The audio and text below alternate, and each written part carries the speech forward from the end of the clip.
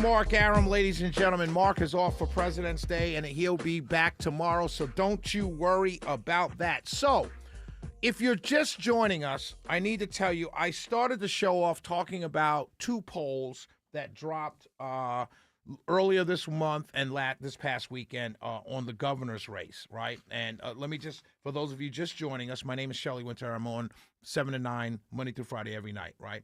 So the first poll, which the New York Times calls "This pollster does not meet our criteria for select pollsters," had Rick Jackson 24%, Burt Jones 16%, Brad Raffensperger 9%, Chris Carr 3%. So a lot of people are tossing that poll out. But a Signal political poll, which for the New York Times, "This pollster meets our criteria for select pollsters," has Jones at 22%, Jackson at 16%, Raffensperger 10%, Carr at 7%.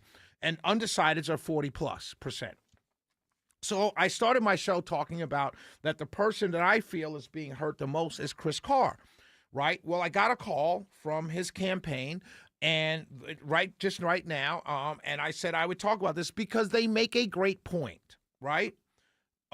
They say that they believe that Rick Jackson's entry into the race more so hurts Burt Jones, right? And here's why. And it makes total sense. And I just want to say what they said because I believe it makes sense, right? They said hurts Burt Jones more because Burt Jones has the Trump endorsement and money. But Rick Jackson is running ads on television in Florida, in Mar-a-Lago, in D.C. He ran several ads in D.C. during the Super Bowl, which he knew that Donald Trump was watching. And he's been running ads in Mar-a-Lago, running ads in Washington, D.C., and also running television ads here, right? And he's targeting Donald Trump for his endorsement or for his support, plus he has money. And so the argument from the Carr campaign, and it's an absolutely 1,000% valid argument, is that Chris Carr is not in that lane.